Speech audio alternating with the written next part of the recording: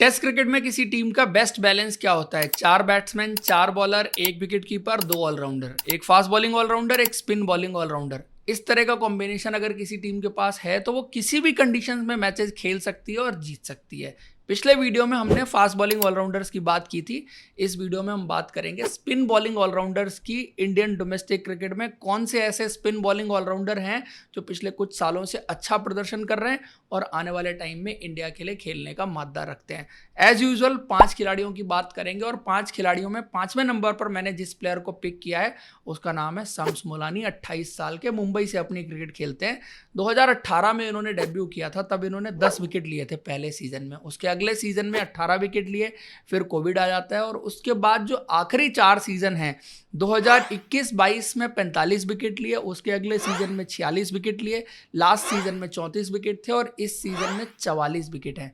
Last के 4 season में 169 wicket हैं। तो बहुत कंसिस्टेंट परफॉर्मेंस रही है। On an average 40 wicket her season वो निकाल रहे हैं। उसके अलावा अगर टोटल नंबर्स आप देख लें, 50 मैचेस में 234 विकेट उनके हैं, 23 की एवरेज है, 46 का अच्छा स्ट्राइक रेट है, 16 बार 5 विकेट लिए हैं, 7 बार 10 विकेट लिए हैं। ये तो गेंदबाजी की बात हुई। बात बल्लेबाजी की करें तो 2165 रन बनाए हैं, 32 की एवरेज है, 100 है और 19 50 है। तो बल्ले के साथ भी अच्छी परफॉर्मेंस देखने को मिली है। व्हाइट बॉल में भी गेंदबाजी में नंबर्स आपको अच्छे देखने को मिलेंगे। इवन T20 क्रिकेट में मुंबई और दिल्ली की टीम का हिस्सा रह चुके हैं, खेलने का मौका नहीं मिल पाया था। अब अगर इनकी गेंदबाजी पर आ जाएं तो आप पाएंगे कि कंसिस्टेंसी है इनकी परफॉर्मेंस में। पहला सीजन हमेशा आसान होता है, लेकिन उसके बाद के जो सीजन होते हैं बाय द टाइम आपके लिए मुश्किल होते जाते हैं, क्योंकि अपोनेंट आपको फिगर आउट करने की कोशिश करती है, डिफरेंट स्ट्रेटजी और प्लान आपके अगेंस्ट बना के आती है। तो उससे आप कैसे ओवरकम करते हैं और अपनी परफॉर्मेंस को रिपीट कर पाते हैं, वो काम इन्होंने पिछले 4 सीजन में बखूबी किया है। तो वो कंसिस्टेंसी पहली चीज है। उसके बाद गेंदबाजी में आप पाएंगे कि बहुत एक्यूरेट है, अपना टिप्पा नहीं छोड़ते और क्लासिकल लेफ्ट आर्म स्पिनर आपको नजर आएंगे जो हाई 70s में या अर्ली 80s में गेंदबाजी करते हैं। बहुत बार तो 75 के आसपास भी इनकी पेस चली जाती है, इतनी कम पेस पर गेंदबाजी करते हैं। तो जब आप इस पेस पर ऑपरेट करते हैं तो आपका गेंद टर्न भी ज़्यादा होता है, ऊपर से ट्रेजेक्ट्री इनकी बड़ी लूपी सी रहती है और उस तरह से गेंद को टर्न कराने की तरफ देखते हैं। आमर का इस्तेमाल बहुत अच्छा करते हैं। तो एंगल्स यूज़ करना जो आप टाइम के साथ सीखते हैं, वो सारी चीज़ें भी उनकी गेंदबाजी में आ गई हैं। टर्न तो ऑलरेडी होती है। जब ये सब स्किल आप सीख जाते हैं उसके बाद होता है कि mental aspects of the game आप कैसे इंप्रूव करते हैं। जैसे आप पेशेंस, कभी आपको किसी स्पेल में विकेट नहीं मिल रहा है तो आपके पास वो पेशेंस होना चाहिए कि मैं एक प्लान के साथ लंबी गेंदबाजी कैसे करूंगा। वो चीज़ उनकी गेंदबाजी में आपको दिखेगी। वो डिसिप्लिन आपको उनकी गेंदबाजी में नजर आएगा हमेशा जब भी वो डोमेस्टिक क्रिकेट में गेंदबाजी करते हैं। और सबसे इंपॉर्टेंट चीज़ कि कभी कंडीशंस अनुकूल नहीं है तो उनके हिसाब से कैसे अडॉप्ट करना है और उसके हिसाब से गेंदबाजी करनी है। तो ये सब चीज़ें जो एक्सपीरियंस के साथ उनके पास आई हैं वो उनको एक मैच्योर्ड क्रिकेटर बनाती हैं जो डोमेस्टिक क्रिकेट की भट्टी में पक्के तैयार हो चुका है इंडियन क्रिकेट खेलने के लिए। उसके बाद इस लिस्ट में चौथे नंबर पर हैं 22 साल के राजस्थान से खेलने वाले मानव सूथर। 2022 में इनका डेब्यू हुआ था और 2022 के सीजन में इन्होंने जो कमाल किया था, 8 मैचेस में 44 विकेट इन्होंने लिए थे। 4 बार 4 विकेट लिए, 2 बार 5 विकेट लिए, 2 बार 10 विकेट लेने का कारनामा भी किया था और बल्ले से भी कुछ जबरदस्त पारियां इनकी तरफ से देखने को मिली थी। इससे पहले ये अंडर 19 खेल चुके थे। अफगानिस्तान के खिलाफ एक 3 मैचेस की सीरीज थी जहां पर इन्होंने 10 विकेट हासिल किए थे। वहां से इनकी चर्चा शुरू हुई थी। फिर डोमेस्टिक क्रिकेट में इनकी जो ओवरऑल परफॉर्मेंसेस रही हैं वो 23 मैचेस अब तक खेले हैं, 95 विकेट लिए हैं, 734 इन्होंने रन भी बनाए हैं। और उसमें कुछ नोटिसेबल बल्लेबाजी की परफॉर्मेंस जो थी, वो पहले सीजन इन्होंने एक 96 रन की पारी खेली थी। फिर इंग्लैंड लॉयंस के खिलाफ इंडिया ए के लिए इन्होंने एक 89 रन की पारी खेली थी। लेकिन मेन जो ये नोटिस हुई इनकी गेंदबाजी वो हुई थी इमर्जिंग एशिया कप 2023 सेमीफाइनल और फाइनल। बांग्लादेश के खिलाफ सेमीफाइनल था, फाइनल था पाकिस्तान के खिलाफ। और बांग्लादेश के खिलाफ उस मैच में इन्होंने जो गेंदबाजी की थी, 5 मैचेस टोटल इन्होंने उस टूर्नामेंट में खेले थे जिसमें 10 विकेट लिए थे, 181 रन बनाए थे। तो बांग्लादेश वाले मैच में जो इन्होंने गेंदबाजी की थी वहां पर इनकी गेंद में जिस तरह से बाउंस देखने को मिल रहा था, ध्रुव जोरेल कीपिंग कर रहे थे इनकी गेंद पर और वो गेंदें ऐसे चेस्ट हाइट या उससे ऊपर जाके गैदर कर रहे थे। ऐसा लग रहा था कि मैच श्रीलंका में नहीं, कहीं पर्थ के मैदान पर हो रहा हो जहां पर इतना ज्यादा बाउंस देखने को मिल रहा था।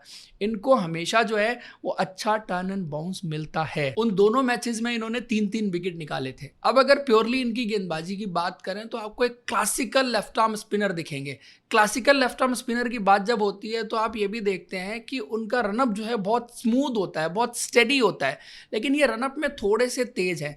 बट बाकी जो स्किल सेट है कि गेंद की ट्रेजेक्टरी क्या होगी, गेंद को कितना स्पिन कराते हैं, कहाँ से छोड़ते हैं, वो सब चीज़ें आपको बड़ी परफेक्ट नजर आएंगी। 5 फीट 11 इंच की हाइट है, और अगर किसी स्पिनर के पास अच्छी हाइट होती है तो उसको बाउंस का एडवांटेज हमेशा होता है। फिर ऊपर से इनका जो रिलीज पॉइंट है वो काफ़ी ऊपर जाता है, हाथ इनका पूरा एकदम कान के पास से ऊपर जाता है, तो रिलीज पॉइंट उसकी वजह से भी ऊपर जाता है। और फिर गेंद जहां पर छोड़ते हैं वो भी 12 to 1 o'clock के बीच का पॉइंट है, तो उसकी वजह से भी रिलीज पॉइंट और ऊपर रहता है। जनरली क्या होता है, किसी स्पिनर्स के पास अगर अच्छी हाइट है तो वो थोड़ा सा लेट गेंद को छोड़ता है, आप 1 o'clock या 2 o'clock के बीच के पॉइंट पर गेंद छोड़ता है, बट इनका जो है वो रिलीज पॉइंट 1 o'clock के आसपास ही है, तो उसकी वजह से रिलीज पॉइंट और ऊपर जाता है, जो इनको एक्स्ट्रा बाउंस दिलाता है। लेकिन वो सिर्फ रिलीज पॉइंट नहीं है जिसकी वजह से इनको एक्स्ट्रा बाउंस मिलता है, उसके पीछे है इनकी स्किल। इनकी गेंदबाजी में जो ओवर स्पिन देखने को मिलता है वो बहुत कमाल का है, उसकी वजह से गेंद इनका डिप भी करता है और बाउंस भी देखने को मिलता है और टर्न भी देखने को मिलता है।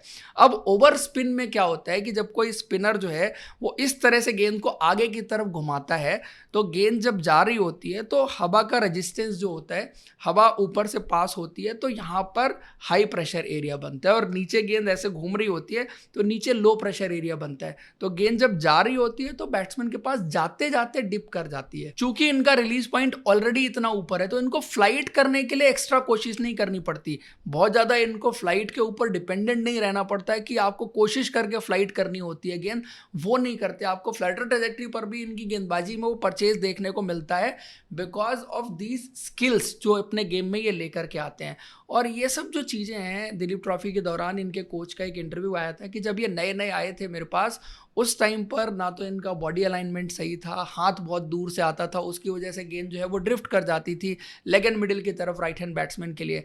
तो इनके ऊपर इन्होंने काफ़ी काम किया, बॉडी अलाइनमेंट जो है पहले इनका सही किया, उसके बाद इनका जो फुटवर्क है उसको ठीक किया, फिर हाथ जो ऊपर से आना शुरू हुआ उससे इनको काफ़ी ज़्यादा फायदा मिला, और आज की डेट में बहुत ही इम्प्रूव्ड गेंदबाज नजर आते हैं। इंडिया ए के लिए ऑलरेडी कुछ दौरों पर खेल चुके हैं, परफॉर्मेंस भी अच्छी रही है और बहुत अच्छे प्रोस्पेक्ट हैं फ्यूचर के पॉइंट ऑफ व्यू से इंडियन टीम के लिए। उसके बाद नंबर 3 पर इस लिस्ट में है 21 साल के हरियाणा से खेलने वाले निशांत सिंधु। ये डोमेस्टिक क्रिकेट का सबसे ज्यादा अंडररेटेड ऑलराउंडर है।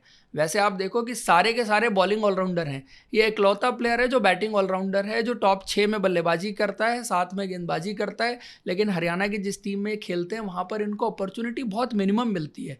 बल्लेबाजी में भी 6 नंबर पर बल्लेबाजी मिलती है, गेंदबाजी में भी स्पिनर 2 पहले से खेल रहे होते हैं, एज ए थर्ड स्पिनर आप इनको खेलते हुए देखते हैं। तो जो नंबर्स हैं वो शायद ये जस्टिफाई नहीं कर रहे इस खिलाड़ी में कितना पोटेंशियल है और कितना ये अचीव कर सकता है। अंडर 19 वर्ल्ड कप जब ये खेले थे तो इंग्लैंड के खिलाफ फाइनल में इनकी जो पारी रही वो दिखाती है इस खिलाड़ी का टेम्परामेंट क्या है, स्किल सेट क्या है, क्योंकि मुश्किल कंडीशंस थी वहाँ पर इन्होंने अपनी टीम को जिताया, और वो सिर्फ एक मैच नहीं था, उसके अलावा कुछ और पारियां भी उस अंडर 19 वर्ल्ड कप में उन्होंने खेली। उसके अलावा इंडिया के लिए इमर्जिंग एशिया कप में 2 बार ये खेल चुके हैं और दोनों बार इन्होंने अपनी गेंदबाजी से इंप्रेस किया। विकेट निकालना इनको आता है, आपको इनकी गेंदबाजी में उतने रेप्स नहीं दिखेंगे, उतना आपको नहीं लगेगा कि ये गेंदबाज उतना इफेक्टिव हो सकता है, बट अच्छा गेंद को फ्लाइट करते हैं, अच्छा ललचाते हैं, टर्न भी इनको देखने को मिलता है, स्लो पेस पर ऑपरेट करते हैं, वो एक इंपॉर्टेंट फैक्टर है, आर्मर का इस्तेमाल भी अच्छा करते हैं, विकेट निकालना इनको कहीं ना कहीं आता है। अगर आप इनके आंकड़े देखो फर्स्ट क्लास क्रिकेट में 28 मैचेस खेले हैं, 1708 रन है, 38 की एवरेज है, 600 हैं इस बंदे के नाम। जो बल्लेबाजी करता है नंबर 6 या उस नंबर पर बल्लेबाजी करता है, इतना नीचे बल्लेबाजी करके 600 बनाना आसान नहीं है, उसके अलावा 550 भी बनाए हुए हैं। बात जब गेंदबाजी की आती है तो 63 विकेट भी लिए हैं, 48 का स्ट्राइक रेट भी ये बताता है कि कम गेंदों के अंदर विकेट निकाल लेते हैं, गेंदबाजी कम मिलती है इसलिए नंबर ऑफ विकेट आपको कम दिखेंगे। 5 विकेट 3 बार लिए हैं, एक बार 10 विकेट लेने का भी कारनामा किया हुआ है। लिस्ट ए में अगर बात की जाए तो वहां पर 450 इनके नाम है, 40 विकेट इन्होंने 30 मैचेस में वहां पर भी लिए हुए हैं। इमर्जिंग एशिया कप में इन्होंने एक 5 विकेट हॉल भी लिया था। उसके बाद नंबर 2 पर इस लिस्ट में है 26 साल के मुंबई से आने वाले तनुष कोटियान, बट ओरिजिनली मुंबई से नहीं है, कर्नाटका से आते हैं। और मुंबई क्रिकेट में आपने हाल फिलहाल ये देखा है कि बहुत सारे प्लेयर जो है वो मुंबई से बाहर से आके मुंबई के लिए क्रिकेट खेलते हैं, उनमें से एक है। लेकिन लास्ट 2 साल में इस प्लेयर की जो परफॉर्मेंस रही है बहुत कमाल की रही है। 23-24 का सीजन था, 500 रन बनाए, 42 की एवरेज थी, 100 था, 550 थे। उसके बाद अगले सीजन जब आते हैं तो वहां पर भी इन्होंने 23 विकेट लिए, 314 रन बनाए, और पिछले सीजन इन्होंने 29 विकेट भी लिए थे। तो ऑलराउंड परफॉर्मेंस मुंबई की टीम के लिए एक सेवियर की तरह, जो मुंबई की टीम जब भी फंस जाती थी तो 8-9 नंबर पर बल्लेबाजी करने के लिए आते थे। इवन एक बार तो इन्होंने तुषार देशपांडे के साथ सेंचुरी बना के बहुत बड़ी पार्टनरशिप बना दी थी। एक बार ईरानी कप में इन्होंने रेस्ट ऑफ इंडिया के खिलाफ जो है वो एक जबरदस्त पारी खेली थी, वहां पर भी इन्होंने सेंचुरी बनाई थी। तो इस नंबर पर इस कंसिस्टेंसी से रन बनाना कोई आम बात नहीं है। और कुछ बार होता है तो आप कहते हैं कि यार ये फ्लूक है, हो गया। ये बहुत बार इन्होंने रिपीट किया, तो कुछ तो उसमें पैटर्न है, कुछ तो अलग चीज है जो ये करते हैं, इस वजह से इस तरह के सेवियर बने हुए। इवन इंडिया ए के लिए इंग्लैंड में इन्होंने एक 90 ऑड रन की पारी खेल दी थी, जहां पर बाकी बल्लेबाज मेन बैट्समैन जो है वो आउट हो गए थे। तो इनकी बल्लेबाजी में कुछ खास बात तो है। साथ में अगर आप गेंदबाजी देखें तो पहले T20 क्रिकेट में ज्यादा गेंदबाजी करते थे, लेकिन बाय द टाइम जैसे जैसे खेलते गए हैं वो इंप्रूवमेंट गेंदबाजी में आपको देखने को मिलेगा। जैसे रविंद्र जडेजा, अक्षर पटेल गेंदबाजी करते हैं तो वो आपको एक्यूरेसी नजर आएगी, वो टर्न भी करते हैं, अच्छा तेज गेंद करते हैं, शार्प टर्न होता है। बट बात जब बल्लेबाजी की आती है और इनको बल्लेबाजी करते हुए देखता हूं तो मैंने कोई बल्लेबाज दुनिया की क्रिकेट में इतना मिनिमम फ्रंट फुट निकालते हुए नहीं देखा जितना कम ये निकालते हैं। ज्यादातर शॉट्स आपको बैक फुट से खेलते हुए दिखेंगे, लेकिन हर कंडीशंस में ये रन बना चुके हैं। डिफिकल्ट कंडीशंस में, सीमिंग कंडीशंस में, टर्निंग ट्रैक पर, इवन इंग्लैंड में जाके भी इन्होंने स्कोर किया हुआ है। तो ये फिगर आउट करना मुश्किल है वो कैसे स्कोर करते हैं, बट उनकी परफॉर्मेंस ये बताती है कि इस खिलाड़ी की जो परफॉर्मेंस है उसको आप इग्नोर नहीं कर सकते। उसके बाद इस लिस्ट में नंबर 1 पर है विदर्भा से खेलने वाले 22 साल के हर्ष दुबे, और इस खिलाड़ी ने इस सीजन जो परफॉर्मेंस दी वो ऐतिहासिक थी। 69 विकेट, 476 रन, ये कारनामा इससे पहले किसी ने नहीं किया। उसके बाद वो सनराइजर्स हैदराबाद की टीम में भी पिक हुए थे, वहां पर जाके विराट कोहली, मिचेल मार्श सरीखे उन्होंने बड़े विकेट भी लिए। अब अगर उनकी गेंदबाजी पर आए, एक स्पिनर के लिए सबसे ज्यादा इंपॉर्टेंट होता है स्पिन, क्योंकि जब आप स्पिन कराते हैं, रेप्स बॉल पर देते हैं, तभी आपको ऑफ द विकेट कुछ ना कुछ परचेज देखने को मिलता है। और इनकी गेंदबाजी में जो आपको रेवलेशंस दिखेंगे, जो स्पिन दिखेगी, वो बहुत कमाल की है। और ये ऐसे गेंदबाज हैं जो तेज गति से भी जब गेंदबाजी करते हैं, क्योंकि आपको जब व्हाइट बॉल क्रिकेट में गेंदबाजी करनी होती है तो आपको थोड़ा सा पेस एक्स्ट्रा रखनी होती है। तो जब वहां पर भी गेंदबाजी कर रहे थे आईपीएल के दौरान, तब भी वो रेप्स आपको सेम नजर आ रहे थे, वो गेंद स्पिन वैसे ही करती हुई नजर आ रही थी। जनरली आप बहुत सारे गेंदबाजों के साथ देखते हैं कि जब वो तेज गेंद करते हैं तो फिर उतने रेप्स आपको उनकी गेंदबाजी पर देखने को नहीं मिलते, तो वो रेप्स इनकी गेंदबाजी में देखने को मिलते हैं। और ये रेप्स जनरेट करने के लिए चाहिए आपको स्ट्रॉन्ग फिंगर, और ये स्ट्रॉन्ग फिंगर का कुछ ऐसा नहीं है कि आप जिम में गए, आपने एक्सरसाइज की और आपके फिंगर स्ट्रॉन्ग हो गई, आप आके बॉलिंग करने लग गए। जैसे फास्ट बॉलिंग में होता है कि आपको बॉलिंग मसल डेवलप करनी पड़ती है, आप जिम में कितनी भी ट्रेनिंग कर लें, कितनी भी वेट लिफ्टिंग कर लें, आप बॉलिंग मसल्स वैसे डेवलप नहीं कर सकते। वैसे ही स्पिन बॉलिंग में भी है। हमने इनके साथ एक इंटरव्यू किया था जिसमें इन्होंने बताया था कि कैसे ये सुबह 5-6 बजे प्रैक्टिस के लिए पहुंच जाते थे और उसके बाद 12 बजे तक प्रैक्टिस करते ही रहते थे। 2-2 घंटे लगातार गेंदबाजी करते थे। और जब आप गेंदबाजी करते हैं, लगातार प्रैक्टिस करते हैं इतना ज़्यादा, तो फिर जो है वो आपकी फिंगर स्ट्रांग होना शुरू होती है, क्योंकि इसमें सिर्फ फिंगर नहीं है, आपका रिस्ट जो है, आपका पूरा ये जो पोर्शन है हाथ का, वो पूरा इस्तेमाल होता है। उसका सिंक होना बहुत ज़रूरी है। आपको कब बॉल रिलीज करनी है, वो सब चीज़ें जो है वो बहुत इंपॉर्टेंट होती हैं। और ये चीज़ जो है वो प्रैक्टिस से ही आती है, जिसके लिए इन्होंने बहुत ज़्यादा प्रैक्टिस की है।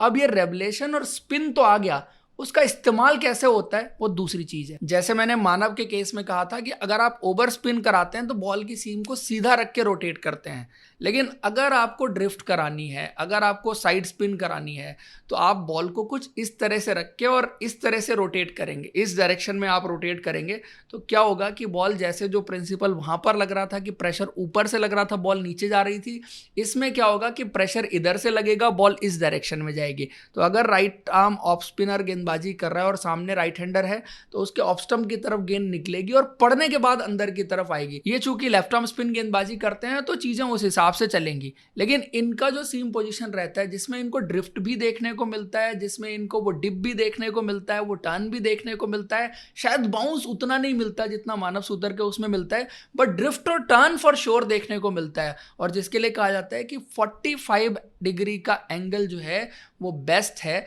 वहां पर रख के जब आप बॉल को रोटेट करते हैं तब आपको जो है वो डिप भी देखने को मिलता है और टर्न भी देखने को मिलता है, और साथ में जो ड्रिफ्ट की बात आप करते हैं वो तीनों चीज़ें आपकी गेंदबाजी में देखने को मिलती हैं। तो वो चीज़ लाते हैं, और इतने ज़्यादा रेप्स लाना किसी भी फिंगर स्पिनर्स के लिए गेंद पर कभी आसान नहीं रहता, क्योंकि ट्रेडिशनली कहा भी जाता है कि रिस्ट स्पिनर जो है वो ईजिली रेप्स लेके आ पाता है गेंद पर as compare to finger spinner. अब उसका रीज़न है क्योंकि रिस्ट स्पिनर जो है वो रिस्ट का इस्तेमाल करता है, ये पूरा पोर्शन यूज होता है जो कि स्ट्रॉन्ग पोर्शन ऑफ बॉडी है एज कंपेयर टू फिंगर्स कितनी भी आपकी स्ट्रांग हो, कितना भी आप उनको ट्रेंड कर लें, बट जो रिस्ट जिस तरह से फ्लिक करती है उतना आप स्ट्रांग कभी भी नहीं बना सकते। दूसरा एक रीजन ये है कि जब आप रिस्ट से बॉल को छोड़ते हैं तो ज्यादा देर तक आपका हाथ जो है वो बॉल पर लगा हुआ रहता है। फिंगर से जब आप बॉल छोड़ते हैं तो आपका पाम बैट्समैन की तरफ फेस कर रहा होता है और बॉल आपकी उंगलियों से जल्दी निकलता है एज कंपेयर टू जितना देर आपके रिस्ट के सपोर्ट में रहता है। तो वो एक रीजन बनता है कि आपको हमेशा रिस्ट स्पिनर को वो एक्स्ट्रा रेप्स जो है उसकी गेंदबाजी में देखने को मिलते हैं। और एक बड़ा कॉमन चीज होती है कि जो रिस्ट स्पिनर है जो काइनेटिक एनर्जी लेके आता है उसको इजीली ट्रांसफर कर पाता है। शायद फिंगर स्पिनर उतना आसानी से वो काइनेटिक एनर्जी को ट्रांसफर नहीं कर पाते गेंद के ऊपर। उसके अलावा एक्यूरेसी इनकी गेंदबाजी में आपको देखने को मिलेगी, और जिस लाइन पर ऑपरेट करते हैं हमेशा आपको एक अटैकिंग लाइन और लेंथ पर ऑपरेट करते हुए नजर आएंगे। ये दो और इंपॉर्टेंट चीजें हैं। उसके बाद एक और इंपॉर्टेंट चीज है आर्म बॉल का इस्तेमाल जिस तरह से करते हैं। मैं मानव के साथ एक कंपैरिजन आपको बताता हूं कि मानव का जो रिलीज पॉइंट है वो ऊपर से है, तो उसमें आर्मर का इस्तेमाल आप उतना बेहतर ढंग से नहीं कर सकते जितना अगर आपका रिलीज थोड़ा सा साइड में जाता है। ज़्यादा नहीं, आपको थोड़ा सा चाहिए, वो एंगल इस्तेमाल करने के लिए चाहिए। ये एंगल इस्तेमाल करने के लिए थोड़ा बाइट ऑफ द क्रीज भी जाते हैं, जिससे कि आर्म बॉल इनकी ज़्यादा इफेक्टिव होती है एज कंपेयर टू मानव सूतर, क्योंकि मानव का रिलीज ऊपर से है।